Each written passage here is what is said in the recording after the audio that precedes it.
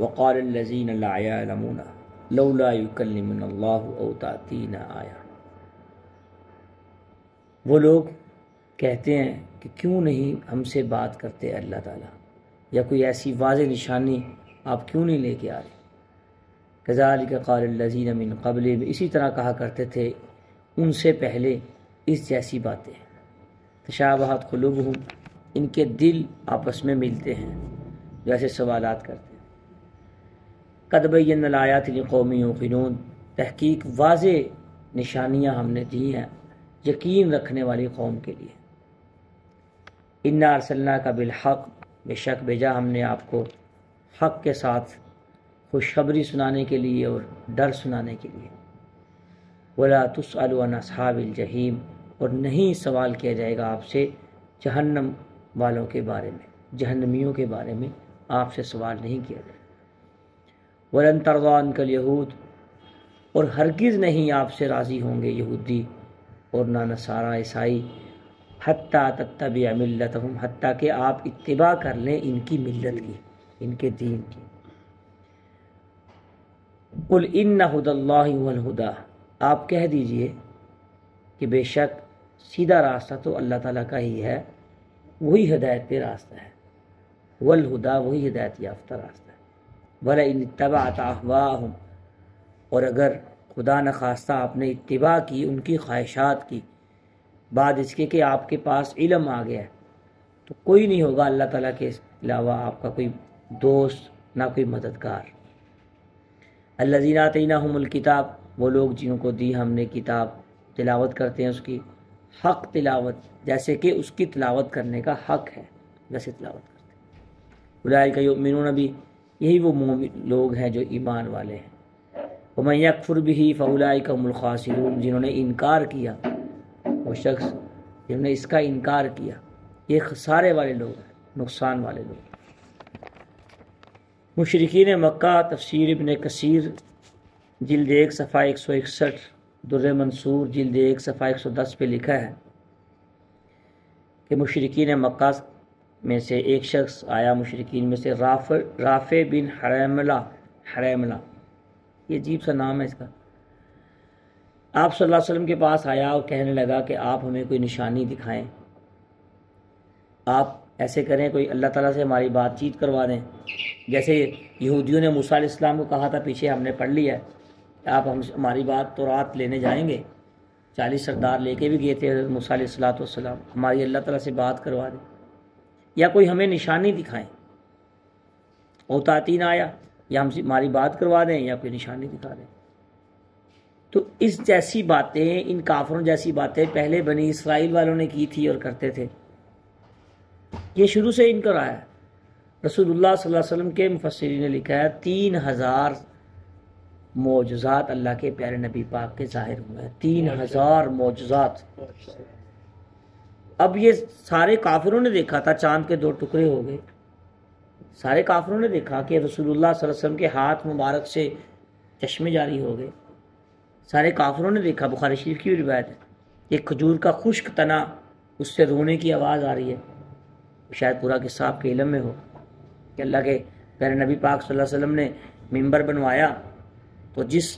تنے کو ٹیک لگا کے رسول اللہ صلی اللہ علیہ وسلم خطبہ ارشاد فرمایا کرتے تھے، تو وہ اس نے رونا شروع کر دیا اور جیسے سسکیاں لے لے کے رو رہا تھا، تو رسول اللہ صلی اللہ علیہ وسلم نے صحابہ اکرام کو فرمایا اس سے رونے کی آواز کیوں آ رہی ہے پتہ ہے؟ یہ بخاری شریف کی روایت ہے، میں کہ یہ جب سے یہ ممبر بنا ہے تو اس سے ٹیک لگا کے میں خطبہ نہیں دے رہا، دیکھیے یہ معجزہ تھا لگا کے نبی۔ پھر محدثین نے لکھا ہے اس کو رسول اللہ صلی اللہ علیہ وسلم اپنے قدم مبارکوں میں اس کو دفن کیا اس کو۔ اب مری ہوئی گو لے کے آ گیا تھا ابو جہل، یہ تو مشہور معجزہ، ہاتھوں میں کنکر لے کے آ گیا، کنکر ہی بول پڑے۔ 3000 معجزات، اس سے بھی زائد لکھا ہے، اس پہ مستقل کتابیں ملتی ہیں، رسول اللہ صلی اللہ علیہ وسلم کے معجزات پہ مستقل کتابیں ملیں گی۔ تو مقصد یہ ہے، مفسرین نے لکھا ہے کہ کافروں کے، مشرکین مکہ کے بنی اسرائیلیوں جیسے سوالات ہوتے تھے، ان جیسے ان کے مطالبات ہوتے تھے، ان جیسی ان کی باتیں ہوتی تھیں۔ تو اللہ تعالیٰ نے فرمایا تشابہت قلوبہم، خود ہی اللہ تعالیٰ نے یہ بات ارشاد فرمائی کہ ان کے دل آپس میں ملتے جلتے ہیں کافروں کے، جیسے وہ کرتے تھے ویسے ہی قد بینا الآیات لقوم یوقنون، دیکھیں ہم نے کتنی نشانیاں ان کو دکھائی ہیں، لیکن ہماری نشانیوں کی سمجھ تو اس بندے کو آئے گی نا جو یقین رکھتی ہے، لقوم یوقنون، یقین رکھنے والی قوم جو ہے ہماری نشانیوں کی سمجھ تو اس کو آئے گی، وہ یقین رکھے گا، ایمان تو وہ لے کے آئے گا۔ یقین کا تعلق دل کے ساتھ ہے، ایک دل سے تصدیق کرے، ذہن میں آ گئی اس کی تصدیق کرے، اس پہ ایمان لے کے آئے، ایقان، دل سے ماننا، تصدیق کرنا۔ اس کی پوری تفصیل سورہ انعام اور سورہ بنی اسرائیل میں انشاءاللہ تعالی معجزات کی کہ رسول اللہ صلی اللہ علیہ وسلم کیا کیا معجزات تھے، وہ آگے اپنی جگہ پہ آ جائے گی۔ اللہ پاک نے یہاں بھی تھوڑا سا جواب دیا ہے کہ اس سے بڑی نشانی اور معجزہ کیا ہو سکتا ہے، انا ارسلناک بالحق بشیرا ونذیرا، یہ اس کا ربط پچھلی آیت کے ساتھ ہے کہ ہم نے آپ کے پاس اتنے بڑے پیغمبر بھیجے، خود ان کی شخصیت ہی آپ کے لیے بڑی نشانی ہے کہ آپ نے 40 سالہ ان کا دور دیکھا، کوئی ایک غلطی دکھا دیں، کوئی ایک خامی دکھا دیں، کوئی ایک ان کے اندر برائی دکھا دیں، ہم نے آپ کے اندر بھیجا حق کے ساتھ لے کے، وہ آپ کو ڈر سناتے ہیں، وہ آپ کو خوشخبریاں سناتے ہیں جنت کی، جہنم کی سے ڈراتے ہیں، جنت کی خوشخبریاں سناتے ہیں۔ تو لیکن رسول اللہ صلی اللہ علیہ وسلم ساری نشانیاں دکھانے کے باوجود اللہ کے پیارے نبی بڑے کڑتے تھے، اندر سے پریشان ہوتے تھے کہ یہ کیا بات ہے، یہ سب کچھ دیکھتے بھی ہیں اور سب کچھ آنکھوں سے دیکھ رہے ہیں، اس کے باوجود یہ ایمان نہیں لے کے آتے۔ تو اس کا جواب آگے اللہ تعالیٰ نے فرمایا وَلَا تُسْأَلُوا عَنْ أَصْحَابِ الْجَحِيمِ، ان کی ہٹ درمی کی وجہ سے تو آپ پریشان نہ ہوں، یہ جو جہنمی ہے نا ان کے بارے میں آپ سے سوال نہیں کیا جائے گا، آپ کا کام تو وَمَا عَلَيْنَا إِلَّا الْبَلَاغُ، آپ کا کام تو پہنچا دینا ہے بس۔ تو آپ پریشان نہ ہوا کریں یا رسول اللہ صلی اللہ علیہ وسلم۔ صحابہ کو بھی جب یہ آیت، رسول اللہ صلی اللہ علیہ وسلم بہت کرتے تھے، پریشان رہتے تھے کہ اتنی نشانیاں انہوں نے دیکھ لی ہیں، آنکھوں سے معجزات دیکھ رہے ہیں ہر وقت، اور رسول اللہ صلی اللہ علیہ وسلم کی 10 خاصیتیں حدیث پاک میں آتا ہے ایسی ہیں کہ آپ صلی اللہ علیہ وسلم کے علاوہ کسی کی وہ خاصیات نہیں،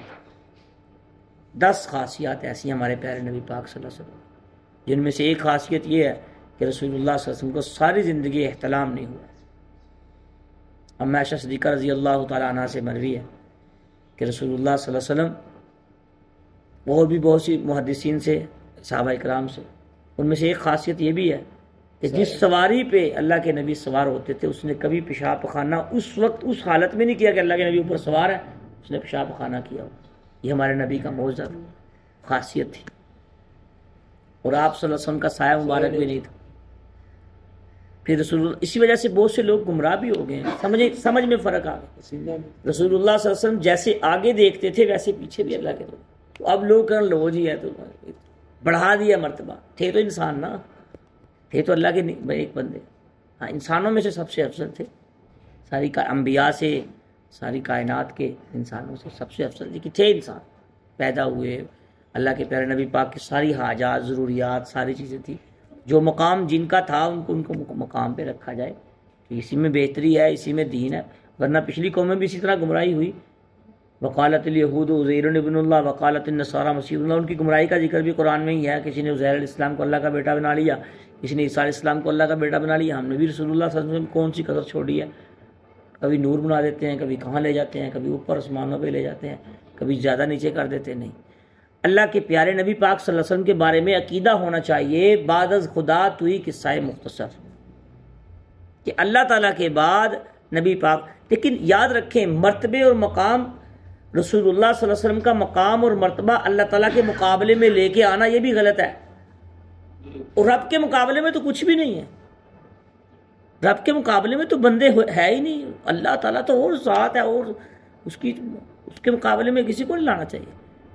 رسول اللہ صلی اللہ علیہ وسلم کا اگر مقابلہ کرنا ہے یا اللہ کے پیارے نبی کی مثال دینی ہے تو انسانوں میں سے سب سے افضل انسان ہے، تو رب کے ساتھ نہ جوڑا کریں رسول اللہ صلی اللہ علیہ وسلم کے مقام کو۔ یہ بڑی نکتے کی مفسرین نے بڑی باریک بات لکھی، اللہ تعالیٰ تو خالق ہے، اس نے تو پوری کائنات کو پیدا کیا، بس اس میں یہ الفاظ کا استعمال، ان الفاظ کا استعمال ہونا چاہیے کہ اللہ کے پیارے نبی پاک سب سے افضل ہیں، یہ عقیدہ ہونا چاہیے۔ اب کتنے ہیں، کیا مقام ہے، یار اس کو چھوڑے، وہ سب سے افضل کا مطلب ہی سب سے اونچا مقام ہے. اپنے اعمال ٹھیک کریں. اس چکر میں زیادہ نہیں پڑھنا چاہیے. انسان اپنا ایمان سے ہاتھ دھو بیٹھتا ہے، بعض اوقات مقام بڑھا دیتا ہے، بعض اوقات کم کر دیتا ہے. جو مقام اللہ تعالیٰ نے دیا وہ مقام، بس نپی تلی بات یہ ہونی چاہیے. اللہ اکبر. آگے اللہ تعالیٰ نے خود ہی جواب دیا ہے ان کا کہ اے پیغمبر آپ جو پریشان ہوتے ہیں تو آپ کیا سمجھتے ہیں کہ یہ آپ سے راضی ہو جائیں گے؟ یہ کیا چاہتے کیا یہ جو یہودی ہیں، یہ اللہ سے باتیں کرنے کا ان کا مقصد کیا ہے؟ یہ کیا اپنے آپ کو فرشتہ بنانا چاہتے ہیں؟ فرشتے بھی اللہ سے باتیں ہوتی ہیں فرشتوں کی. یا یہ انبیاء کے برابر اپنے آپ کو بنانا چاہتے ہیں؟ نبی کا مقام ہی سب سے اعلیٰ ہوتا ہے، نبی کے برابر تو کوئی ہو نہیں سکتا. یہ جو مطالبہ انہوں نے کیا ہے ہماری بات کرواؤ اللہ تعالیٰ سے، اور انہوں نے اس کا مقصد کیا ہے ان کا،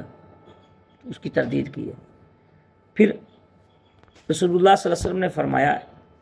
ترمذی شریف صفحہ نمبر 322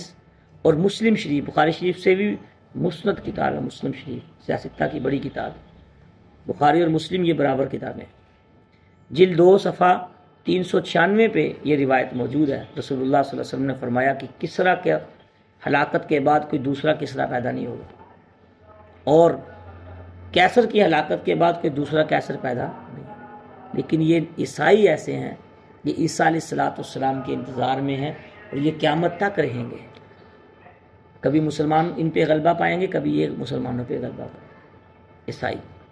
تو یہاں پہ اللہ تعالیٰ نے یہ میں نے روایت اس لیے سنائی، اس کا ربط ہے اگلی آیت کا، وَلَن تَرْضَىٰ عَنْكَ الْيَهُودُ وَلَا النَّصَارَىٰ حَتَّىٰ تَتَّبِعَ مِلَّتَهُمْ، کہ یہ آپ کے ساتھ کبھی بھی یہ راضی نہیں ہو سکتے، یہ یہودی یا یہ نصارہ عیسائی یہ آپ سے راضی نہیں ہو سکتے حتیٰ کہ آپ ان کے ساتھ ان کی ملت میں داخل ہو گئے. کچھ لوگ کچھ دو کا فارمولہ اختیار کر. مسلمانوں کی کافروں کے ساتھ جنگ کی مین وجہ کیا ہے؟ مسلمان کہتے ہیں، وہ حدیث پاک میں بھی آتا ہے، الحلال بین والحرام بین او کما قال علیہ السلام. تیسرا راستہ نہیں ہے اس میں. مسلمان کمپرومائز نہیں کر رہے، اللہ کے بارے میں بھی نہیں کر رہے، کہہ رہے ہیں وحدہ لا شریک ہے. انہوں نے 2 3 خدا بنا کے بیٹھے ہیں مرضی کے. مسلمانوں کی جو عالمی کشمکش ہے پوری دنیا میں کافروں کے ساتھ، وہ صرف اس کی مین وجہ یہ ہے کہ ان کے پاس کچھ لوگ کچھ دو کا فارمولہ نہیں ہے. یہ وحدانیت کے قائل ہیں، یہ الوہیت میں تثلیث کے قائل نہیں ہے. اس کا سوچ بھی نہیں سکتا مسلمان کہ اللہ کا کوئی شریک ہے. اور یہ عیسائیوں کے ساتھ یہ لڑائی جنگ ہے، اور یہودیوں کے ساتھ بھی یہی جنگ لڑائی ہے. تو میرے دوستو، رسول اللہ صلی اللہ علیہ وسلم کو جو پتھر لگے، رسول اللہ صلی اللہ علیہ وسلم کو جو مشقتیں اور جنگیں ہوئی جو برداشت کرنی پڑی، وہ صرف اس کی مین وجہ یہ تھی کہ آپ صلی اللہ علیہ وسلم نے کچھ لوگ کچھ دو کا فارمولہ نہیں اختیار کیا، بلکہ نہیں، اللہ اللہ ربی لا اشرک بہ شیئا. اکثر رسول اللہ صلی اللہ علیہ وسلم یہ الفاظ استعمال فرمایا.